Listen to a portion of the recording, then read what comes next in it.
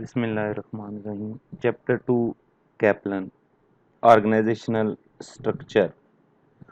अब इशू क्या है? फॉर एग्जांपल हम पहले बात कर चुके चैप्टर 1 में कि कोई भी जो ऑर्गेनाइजेशन है जब हम उसको डिफाइन करते हैं तो it is a group of people. कोई एक बंदा जो है, इंडिविजुअल जो है, उसको हम ऑर्गेनाइजेशन नहीं कहते। अब बहुत से लोग काम कर रहे हैं और उन्होंने जो काम करना है, वो जो ऑब्जेक्टिव है उनका या जो गोल है वो कॉमन है। अब इसके लिए ज़रूरी चीज़ ये है कि वो सारे लोग एक ही डायरेक्शन में मूव कर रहे हों। अगला बड़ा जो इशू था, जो ऑर्गेनाइजेशन की परफॉर्मेंस है, वो कंट्रोल्ड परफॉर्मेंस है। अब कंट्रोल्ड को मैं अगर सिंपलेस्ट वे में डिफाइन करूं तो वो जो परफॉर्मेंस है, जो ऑब्जेक्टिव्स हमने सेट किए हैं, क्या हम एक्चुअल रिजल्ट्स अचीव कर रहे हैं या नहीं कर रहे, तो उस पे एक चेक एंड बैलेंस होना चाहिए। अब वो जो चेक एंड बैलेंस है वो कौन रखेगा? उसके लिए हम क्या करते हैं, या अगर उनके जो इश्यूज आ रहे हैं, डिस्प्यूट आ रहे हैं, उनको सॉल्व कैसे किया जाएगा?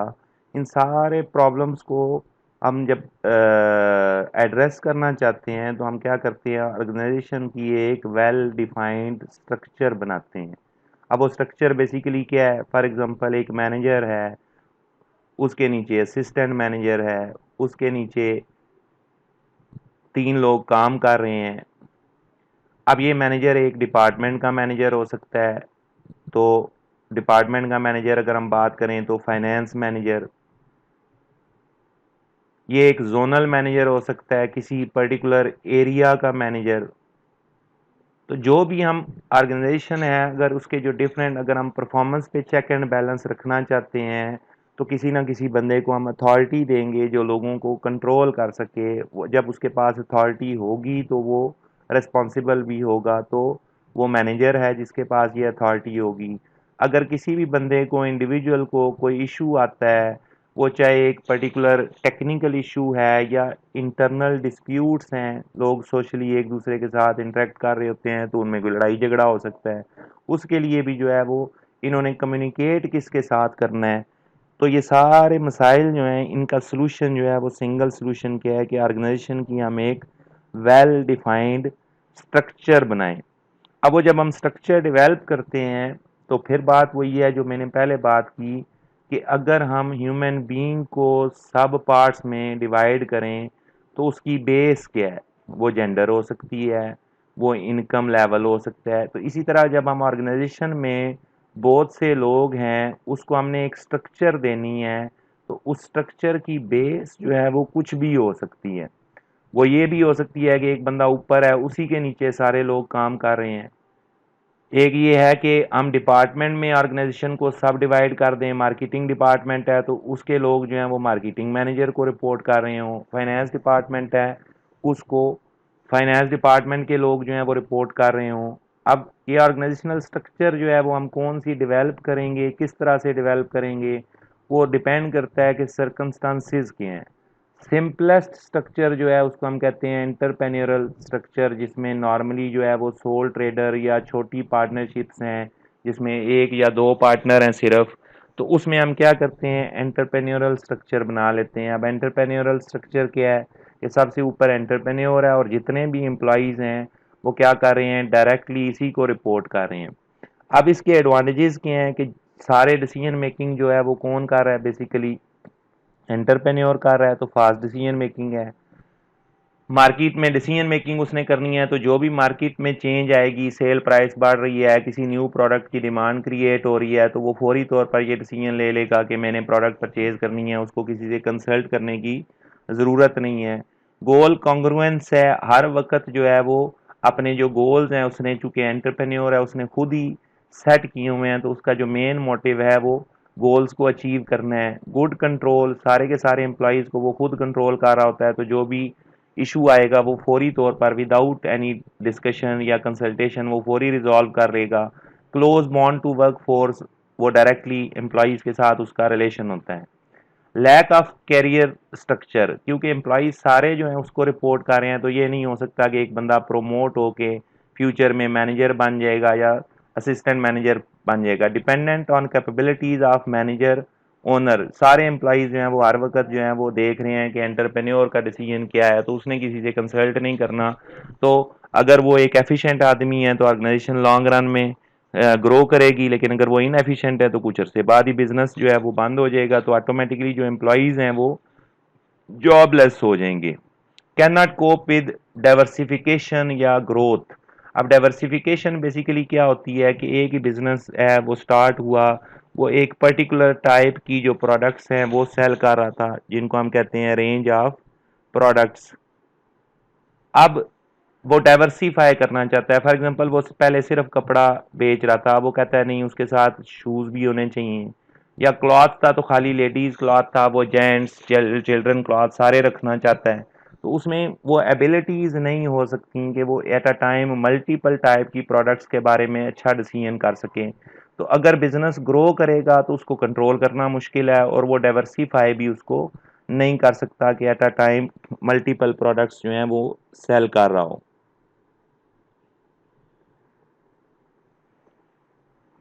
तो सिंपलेस्ट स्ट्रक्चर जो है वो एंटरप्रेन्योरल स्ट्रक्चर है,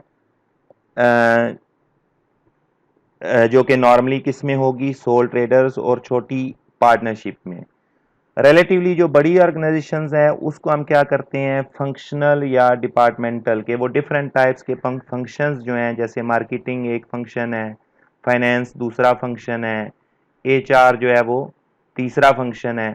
तो हम क्या करते हैं, मार्केटिंग डिपार्टमेंट इलादा बना देते हैं, फाइनेंस डिपार्टमेंट इलादा, एचआर डिपार्टमेंट इलादा। अब एचआर मैनेजर है, उसके नीचे जो है वो 4 बंदे काम कर रहे हैं, 6 काम कर रहे हैं। फाइनेंस मैनेजर है तो उसके नीचे जो है वो 4-6 बंदे काम कर रहे हैं। फाइनेंस मैनेजर के नीचे जो लोग काम कर रहे हैं, फाइनेंस मैनेजर उनकी परफॉर्मेंस का रिस्पॉन्सिबल है, और वो रिपोर्ट किसको करेंगे, फाइनेंस मैनेजर को। हम इसको कहते हैं लाइन मैनेजर्स हैं, बेसिकली जो इन लाइन है। अब अगर दो डिपार्टमेंट्स में आपस में अगर इंटरेक्शन डेवलप करनी है, तो मार्केटिंग मैनेजर और फाइनेंस मैनेजर, मार्केटिंग मैनेजर को एडवर्टीजमेंट के लिए फंड्स चाहिए, तो वो डायरेक्टली फाइनेंस मैनेजर के साथ कंसल्ट करेगा, उसका एम्प्लॉयज़ के साथ जो है वो रिलेशन नहीं है। तो इसकी स्ट्रक्चर किस तरह से बन रही है, बोर्ड ऑफ डायरेक्टर है वो तो सबसे ऊपर टॉप लेयर आ गई, उसके नीचे हमने डिफरेंट डिपार्टमेंट्स हैं, मार्केटिंग डिपार्टमेंट है तो उसके वो मार्केटिंग मैनेजर होगा, और उसके नीचे जो है वो क्या कर रहे हैं, डिफरेंट एम्प्लॉयज़ हैं, और वो लाजमी नहीं है कि एक ही लेयर हो।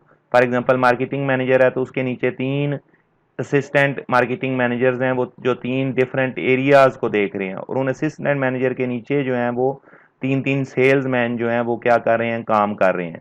तो लेयर जो है वो आगे लेंथी भी हो सकती है, वो हम आगे डिस्कस करेंगे। इसी तरह प्रोडक्शन डिपार्टमेंट है, प्रोडक्शन मैनेजर, फाइनेंस डिपार्टमेंट है, फाइनेंस मैनेजर, पर्सनल डिपार्टमेंट या एचआर डिपार्टमेंट जो है वो एचआर मैनेजर। अब इनके जब हम एडवांटेजेस एंड डिसएडवांटेजेस की बात करते हैं, तो इकोनॉमीज ऑफ स्केल। अब बेसिकली ये एक टेक्निकल टर्म है, मैंने पहले बात की कि डिपार्टमेंटल स्ट्रक्चर जो है वो हम बड़ी ऑर्गेनाइजेशन में जो है वो बना रहे होते हैं। तो इकोनॉमीज ऑफ स्केल, स्केल की वजह से, साइज की वजह से किसी भी बिजनेस को जो सेविंग हो रही होती है उसको हम क्या कहेंगे, इकोनॉमीज ऑफ स्केल।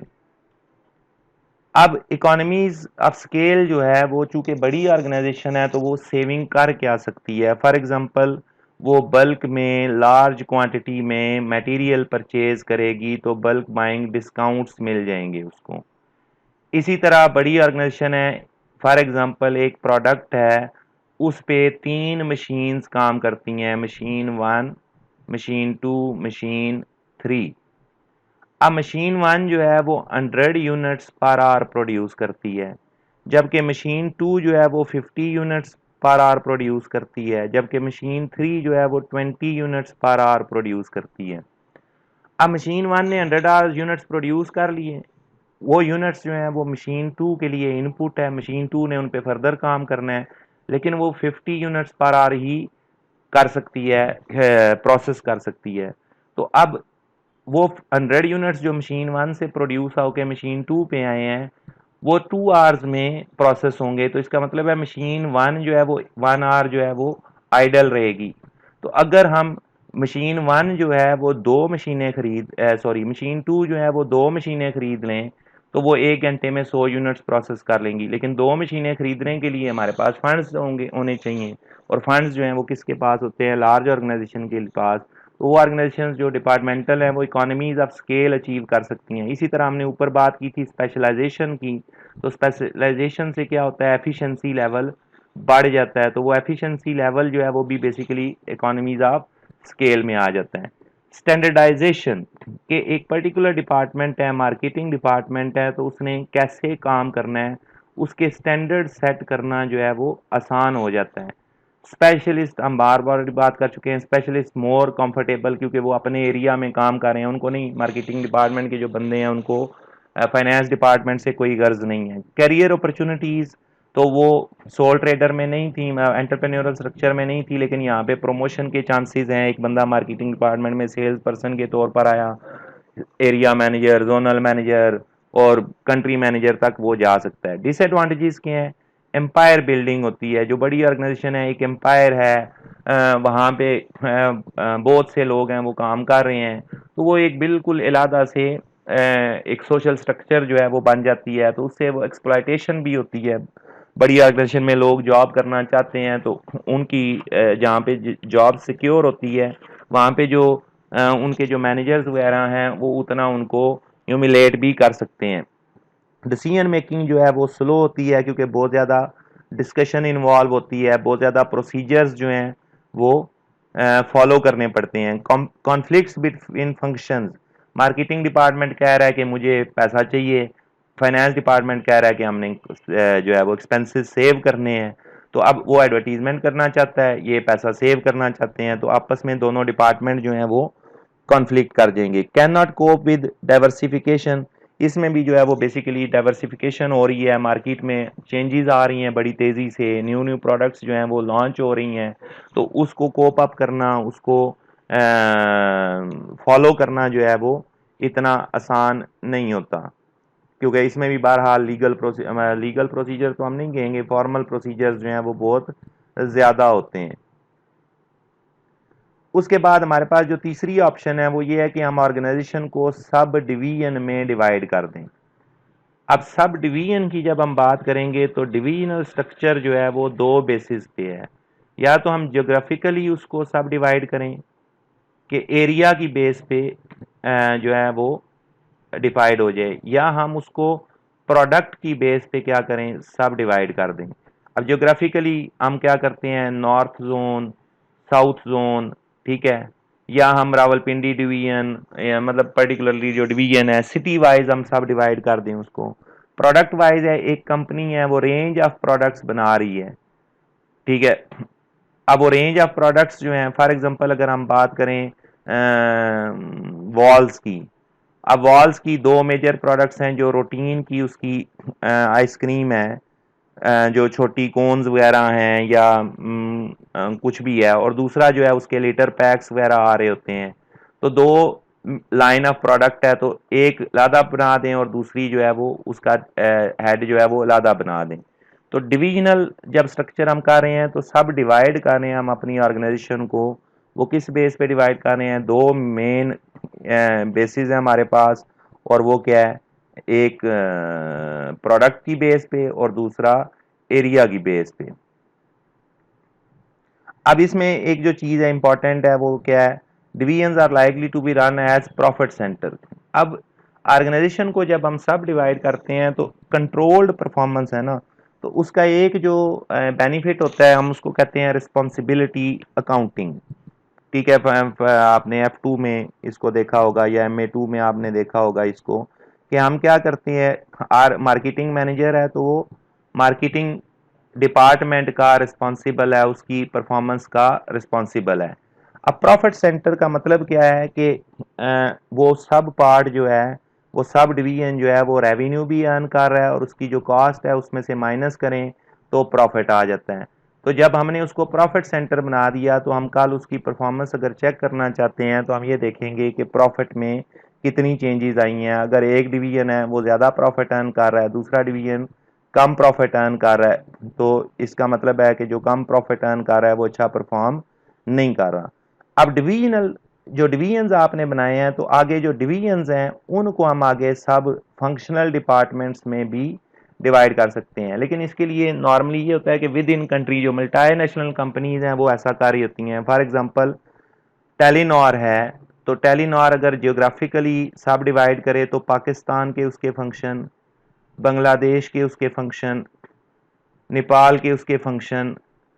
अब ये क्या है, जियोग्राफिकली उसने सब डिवाइड कर दिया। अब पाकिस्तान का जो डिवीजन है उसका, उसके नीचे जो है उसके फंक्शनल डिपार्टमेंट्स होंगे। वो मार्केटिंग डिपार्टमेंट हो सकता है, वो फाइनेंस डिपार्टमेंट हो सकता है, वो एचआर डिपार्टमेंट हो सकता है, वो आगे सब फंक्शंस आ जाएंगे उसकी।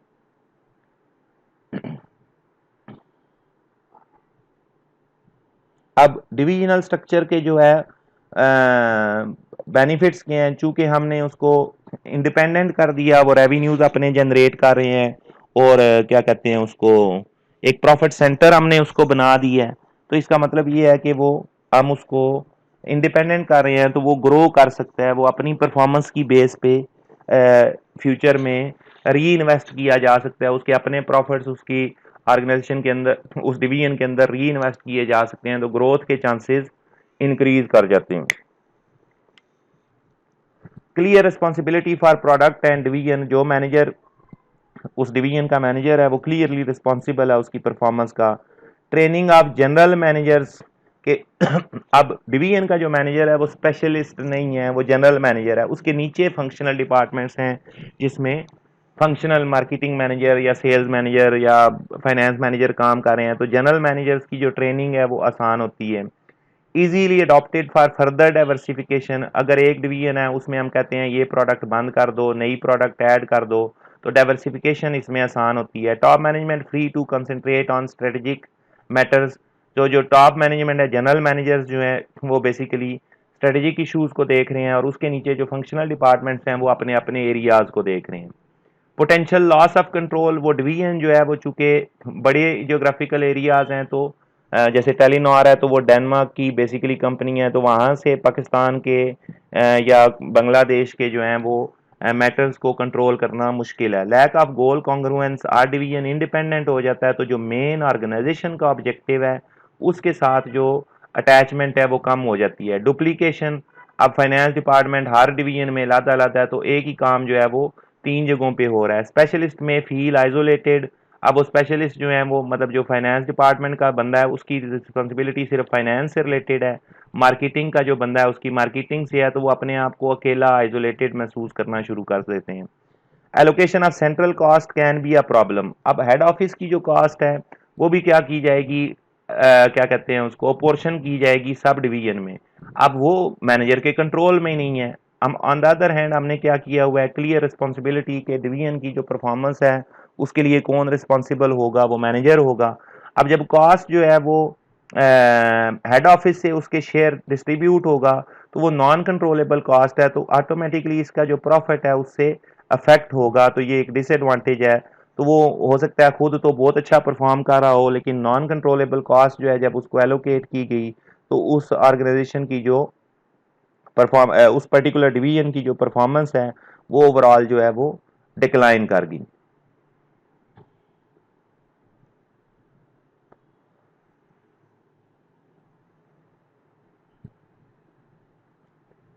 अब ये डिवीजनल जो है वो दूसरा जो है वो प्रोडक्ट बेस पे थी, ये ज्योग्राफिकली स्ट्रक्चर डिवीजन है, बोर्ड ऑफ डायरेक्टर्स है, उसके नीचे northern division, northern, eastern division, southern division, ठीक है। उसमें भी advantages, enable geographical growth, allow local decision making, clear responsibility for areas, training of general manager, वो उसी तरह से ये टॉप मैनेजमेंट कॉन्सेंट्रेट कर रही होती है स्ट्रेटेजिक मैटर्स पे। As for divisional structure above, सारे वही जो प्रोडक्ट की डिवीजन स्ट्रक्चर के इश्यूज हैं वो यहाँ पे भी आ जाएंगे। अब एक नई स्ट्रक्चर जो है वो, डिफरेंट जो ऑर्गेनाइजेशनल स्ट्रक्चर्स हमने डेवलप की तो उसमें कुछ इश्यूज आए, तो हमने एक नई स्ट्रक्चर बनाई, मैट्रिक्स स्ट्रक्चर। अब इसमें सबसे ऊपर क्या है, सीनियर मैनेजमेंट है, उसके नीचे फंक्शनल स्ट्रक्चर हमने बनाई। अब उस फंक्शनल स्ट्रक्चर में वही है, प्रोडक्शन डिपार्टमेंट है, सेल्स डिपार्टमेंट है, फाइनेंस डिपार्टमेंट है और रिसर्च एंड डेवलपमेंट पार्ट। लेकिन साथ ही हमने क्या किया, प्रोडक्ट स्ट्रक्चर या जियोग्राफिकल स्ट्रक्चर जो है वो भी बना दी।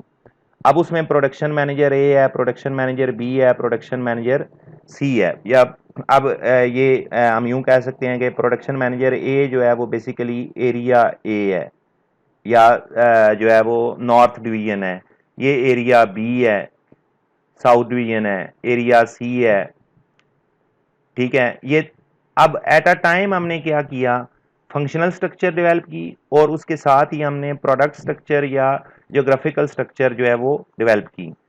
अब प्रोडक्शन मैनेजर यहाँ पे, अब एम्प्लॉय जो एरिया ए में काम कर रहे हैं वो चाहे सेल्स डिपार्टमेंट के हैं, चाहे वो रिसर्च एंड डेवलपमेंट डिपार्टमेंट के हैं, चाहे वो फॉर एग्जांपल एक ब्रांच है किसी भी कंपनी की, उसके अंदर जो लोग हैं, अकाउंटेंट बैठा हुआ है उसमें, उसमें सेल्समैन बैठे हुए हैं, उसमें उसमें एचआर का कोई एक आध बंदा बैठा हुआ है। अब ये सारे जो लोग हैं वो उस ब्रांच को जो कि एरिया वन में है उसका जो मैनेजर है उसके नीचे काम कर रहे हैं। लेकिन एट अ टाइम क्या होता है, फाइनेंस डिपार्टमेंट है, नॉर्मली ये होता है कि अकाउंटेंट जो है, अब ये हेड ऑफिस के अंदर जो फंक्शनल स्ट्रक्चर है वो टॉप लेवल पे है। अब अकाउंटेंट एक तरफ इस मैनेजर के नीचे काम कर रहा है, लेकिन दूसरी तरफ वो रिपोर्ट कर रहा होता है अपने पर्टिकुलर फंक्शनल डिपार्टमेंट के हेड को भी।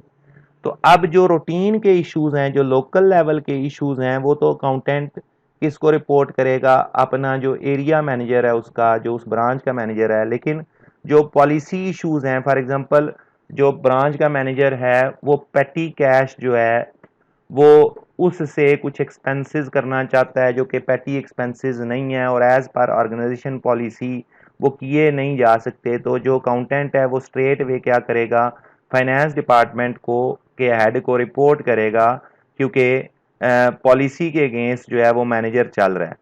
तो एट अ टाइम जो है वो एक ही बंदा जो है वो दो डिफरेंट डायरेक्शंस में जो है वो रिपोर्ट कर रहा होता है। तो अब एडवांटेजेस क्या होते हैं, जो फंक्शनल डिपार्टमेंट के एडवांटेजेस थे और जो डिविजनल स्ट्रक्चर के एडवांटेजेस थे वो दोनों आ जाएंगे। फ्लेक्सिबिलिटी होती है क्योंकि बहुत से मैटर्स जो हैं वो ब्रांच लेवल पे ही सॉल्व हो जाएंगे, उनको लॉन्ग टर्म कंसल्टेशन नहीं करनी पड़ेगी। कस्टमर ओरिएंटेशन, हर एरिया का जो कस्टमर है उसकी डिफरेंट रिक्वायरमेंट्स हैं, उनके इनकम लेवल्स डिफरेंट हैं, उनकी प्रोडक्ट की डिमांड डिफरेंट है, तो वो लोकल एरिया में कस्टमर की बेस पे अपने डिसीजन ले सकते हैं। कस्टमर ओरिएंटेड होते हैं, उनकी डिमांड की बेस पे डिसीजन लेते हैं। एनकरेज टीम वर्किंग, तो ब्रांचेज आपस में कंपटीशन डेवलप हो जाता है, तो एक ब्रांच के जो लोग हैं वो आपस में एक टीम बना के वो कोशिश करते हैं कि बेटर परफॉर्म करें। डुअल कमांड एंड कॉन्फ्लिक्ट, अभी मैंने अकाउंटेंट की एग्जांपल दी कि उसका कॉन्फ्लिक्ट आ गया किसके साथ, ब्रांच मैनेजर के साथ।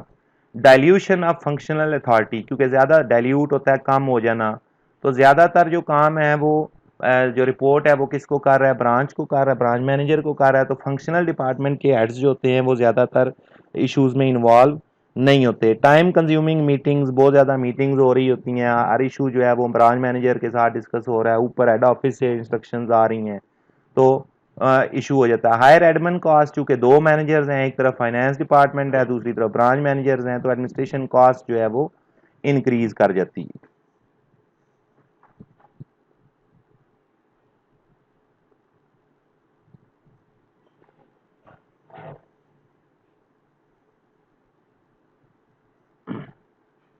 अब एक नई जो चीज आ गई है वो है बाउंड्री लेस स्ट्रक्चर। कॉन्टेम्प्ररी नई एक अप्रोच है कि जहां पे अब इंटरनेट बहुत ज़्यादा आ गया तो पर्टिकुलर बाउंड्रीज नहीं है, अनस्ट्रक्चर्ड डिज़ाइन है, कोई एक वेल डिफाइंड स्ट्रक्चर नहीं होती बाउंड्री लेस ऑर्गेनाइजेशन में। ठीक है, उसमें अब there are different types of boundary less organisation. उसमें पहली जो ऑर्गेनाइजेशन है वो है hollow organisation. Split their functions into core and non core activities. अब जो कोर एक्टिविटीज हैं, फॉर एग्जांपल जितना भी हम यूं कह सकते हैं मार्केटिंग है। अब मार्केटिंग जो है वो कैसे करनी है, कंपेटिटर्स मार्केट में बैठे हुए हैं, तो आप किसी दूसरे पे रिलाई नहीं कर सकते कि वो मार्केटिंग स्ट्रेटजी बनाए। तो मार्केटिंग जो है वो एक कोर एक्टिविटी हो गई।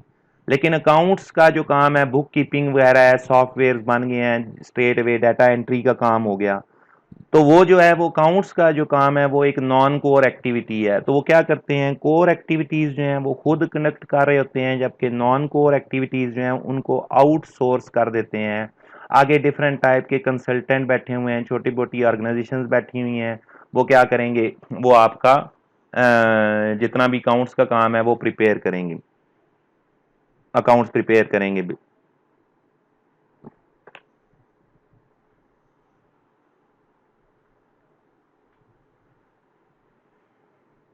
उसके बाद है वर्चुअल ऑर्गेनाइजेशन। अब वर्चुअल ऑर्गेनाइजेशन जो हैं वो बेसिकली आपकी जो इंटरनेट पे है पाकिस्तान में, जैसे दराज.pk, अली बाबा, अमेजोन जो है, ठीक है, ये सारे इंटरनेट रिटेलर्स हैं बेसिकली।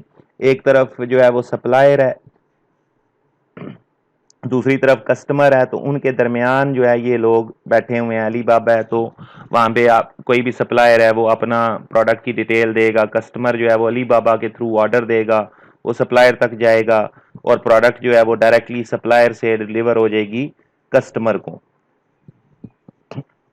अब इनको जो है वो चूंकि ये ऑनलाइन सारे काम जो है वो आईटी के थ्रू हो रहा होता है, तो इनको को बहुत ज़्यादा स्टाफ नहीं चाहिए होता, ठीक है। All of these different third parties, ज़्यादातर जो है काम वो थर्ड पार्टीज जो हैं, कस्टमर भी उनके लिए थर्ड पार्टी है, सप्लायर भी थर्ड पार्टी है, उनके दरमियान ये सिर्फ लिंक का काम कर रहे होते हैं। उसके बाद तीसरी जो बाउंड्री लेस ऑर्गेनाइजेशन है वो मॉड्यूलर ऑर्गेनाइजेशन है। अब ये क्या कर रहे होते हैं, कुछ प्रोडक्ट्स मॉड्यूल्स जो होते हैं वो बेसिकली सब पार्ट हैं। जैसे हम अकाउंट्स की बात करें तो उसमें परचेजिंग, सेल, रिसीवेबल, बैंक, ये डिफरेंट मॉड्यूल्स हैं, डिफरेंट सब पार्ट्स हैं पूरे अकाउंटिंग फंक्शन के। इसी तरह जो प्रोडक्ट्स हैं उसके डिफरेंट मॉड्यूल्स होते हैं या कंपोनेंट्स होते हैं। फॉर एग्जांपल मोबाइल फ़ोन की उसने एग्जांपल दी, तो उसमें प्रोसेसर है, कैमरा है, टच स्क्रीन है। तो वो क्या करते हैं, वो जो प्रोडक्ट्स हैं उनके जो प्रोडक्शन है वो किसी और से करवाएंगे और वो खुद असेंबल कर रहे होंगे। By the manufacturer along with other components it has manufactured itself. अब कुछ जो है वो खुद बनाएंगे कंपोनेंट और बाकी जो है वो दूसरों से बनवा लेंगे। In extreme cases the manufacturing of all components can be outsource. मतलब सिरे से कुछ भी ना बनाए, सारे के सारे कंपोनेंट्स लिए और उनको असेंबल किया और फाइनल प्रोडक्ट बना